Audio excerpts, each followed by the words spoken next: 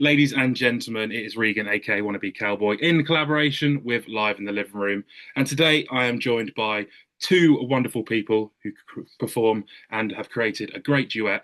So, Victoria and Jeff, otherwise known as Tennessee Twin, welcome back to the show. It's been Thank you. probably over a year now since you were last on. How have we been? Good. You're busy. Yes. Yeah. We bumped into James various places, but yes, it's very poor. It's been over a year. Sorry. It has. I think we All right. bumped into James and Dom down at Country on the Coast earlier Yeah, it's this the year. I last time think we was the saw them, first I time. think. Last time, yeah. Yeah. But yeah, it's all been good. Thank Mm. you. Reunions take time, and when it comes back together, it's what we love. But for people that are new to, Live in the Living Room, who may have not watched, 6 months ago or so, and so, tell us a little bit more about who Tennessee Twin are. Ooh. Do you want to answer that Oh, one? I guess so. Yeah, we've known each other for going on 30 years now and Yeah. done various musical projects together. But about 10 years ago, I nagged Jeff into doing a country band because it's something I'd wanted to do for ages. And we started off doing a tribute to the Nashville TV show, the big sort of eight-piece band called Highway 65. And out of that, we started going out and doing an acoustic duo to try and promote the band, very Scarlet and Gunner style.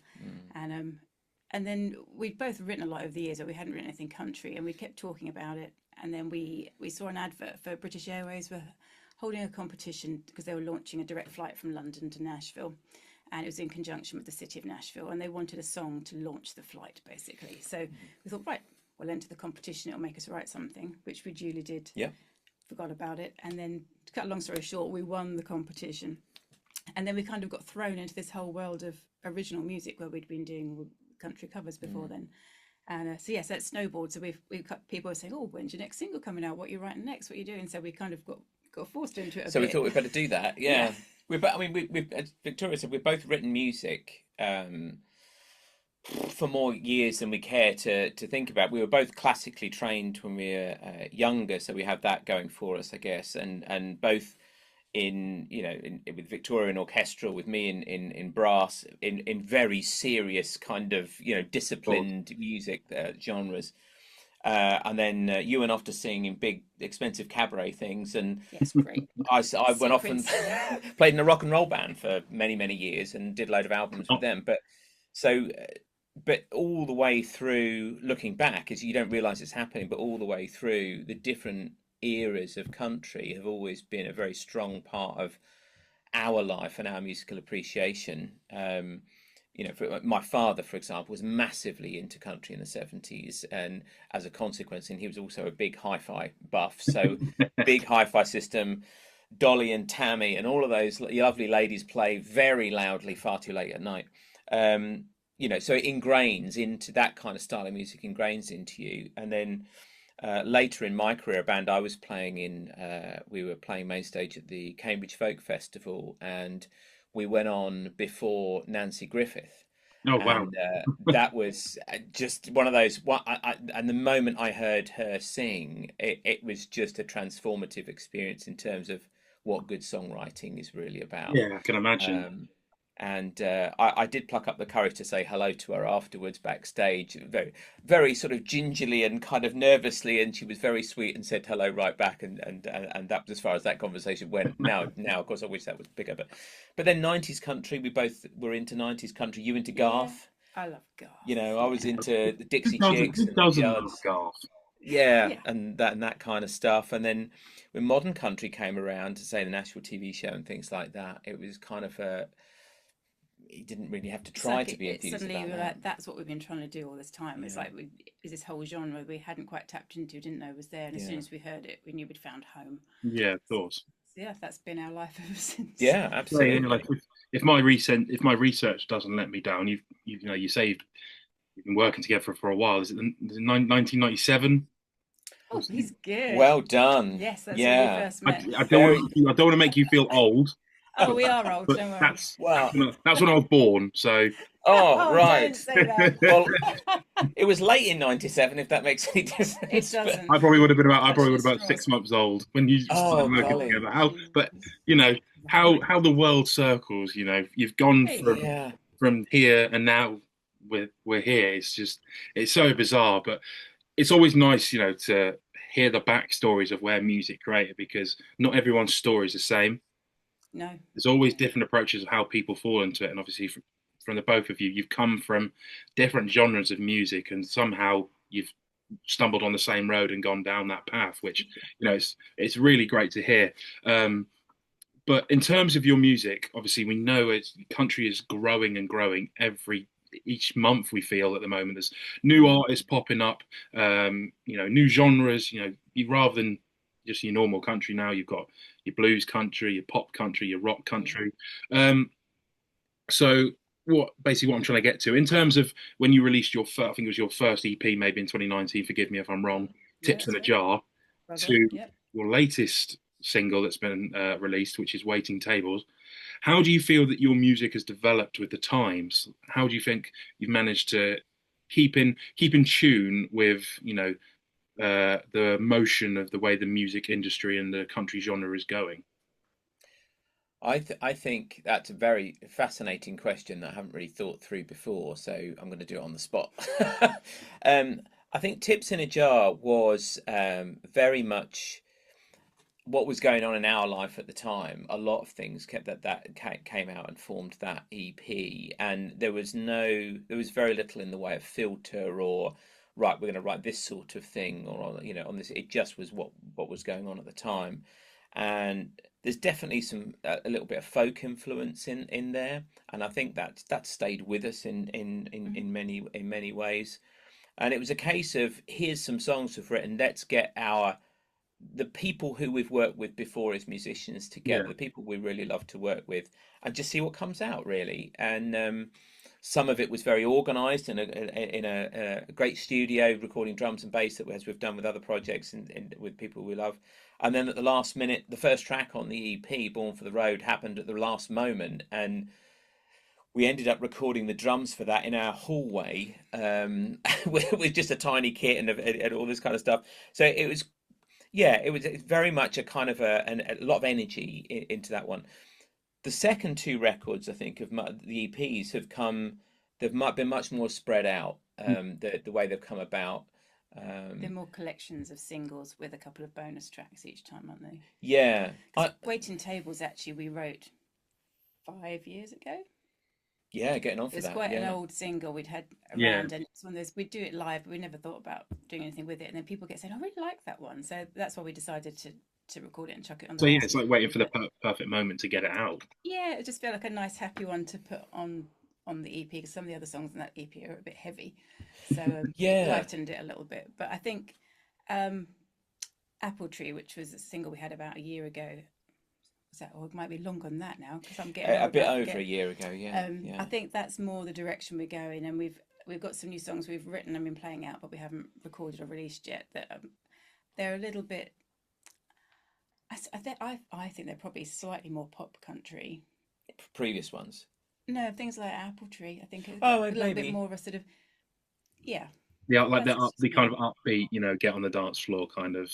No, they're more ballady, actually, the ones we're doing at the minute, but they've kind of got a more modern pop country feel underneath them, I think, though you're very keen to get back to more of the folk side of what we're doing. Well, I think drifted a bit. Yeah, I think our natural sound, someone summed it up, and I wish I could remember who it was, because I'd buy them a drink, because it was such a lovely thing to say.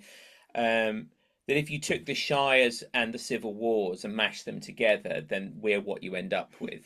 That's a pretty big. I totally took that every day.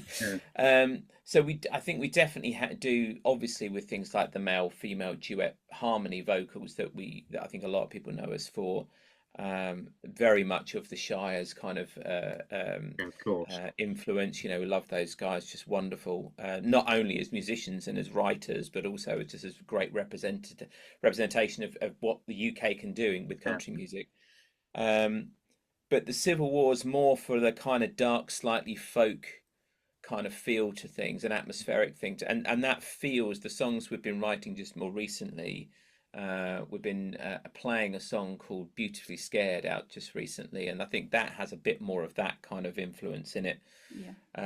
We have been talking about an album we're writing for far too long, and the problem is, I think what's happening is everything we write has a slight, it feels like we're on a journey with it, and it hasn't quite reached its conclusion Yeah. enough to say, right, that set of songs, because we're not short of songs and ideas and things.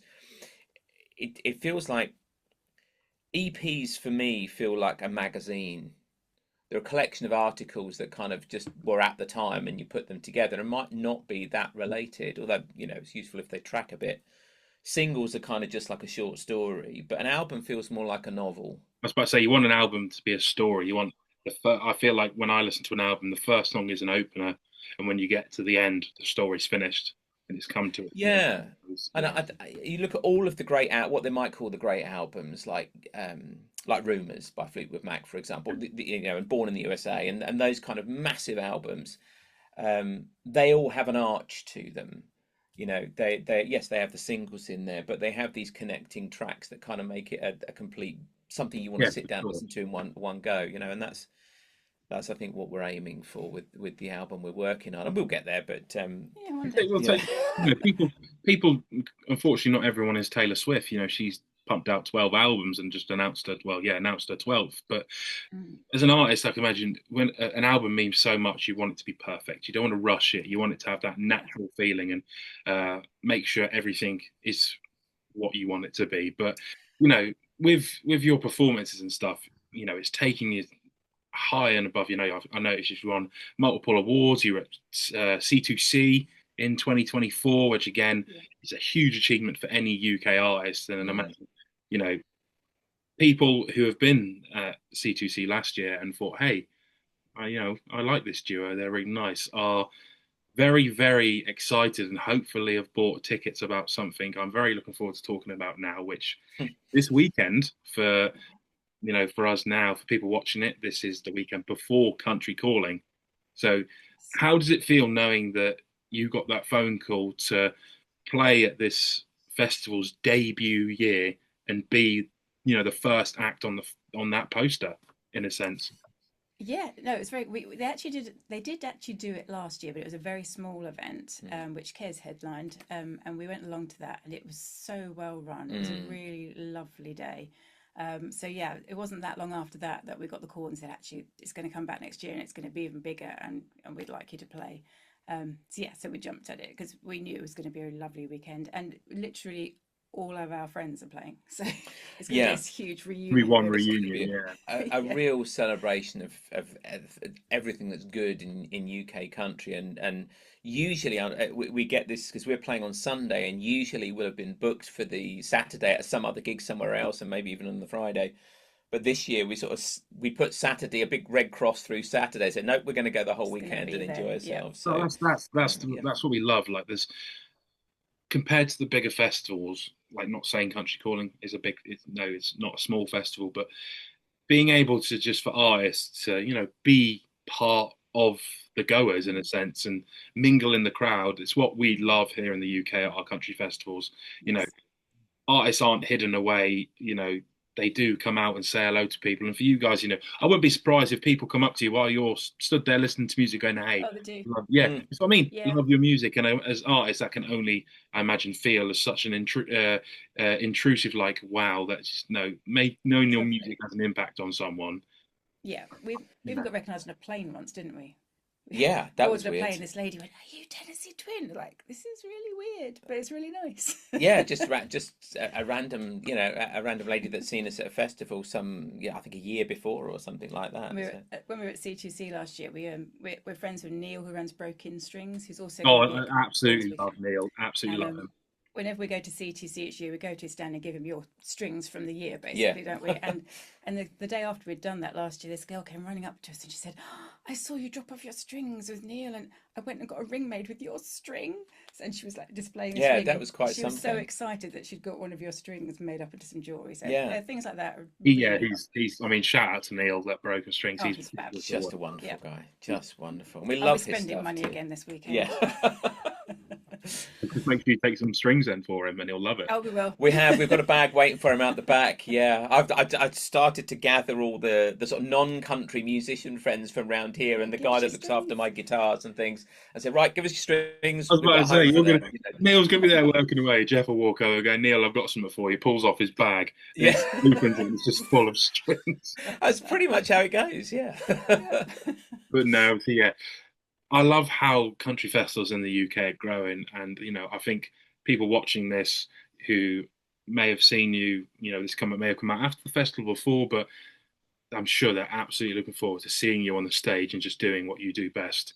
And you'll probably see people in the crowd singing away to your songs, and you'll be like, I That's imagine quite it's just cool. Yeah, that's what it's it's about, very cool. making sure that the attachment to fans. It's as an artist, I can imagine it's the most important thing. But Yeah. it kind of leaves me on to my kind of final question then. So it's a bit of a reworded one for yourselves because I Right. won't lie, you've been around the country scene for a while.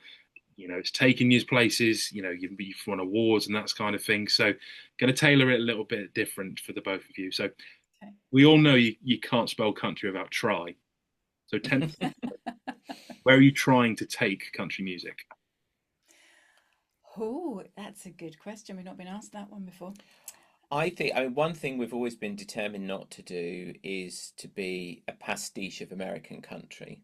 We absolutely adore a long, long list of American country artists, and we admire them. We admire their performance, their songwriting, their stagecraft, and everything. But I do think there is so much talent in this country that is particularly UK country, Mm.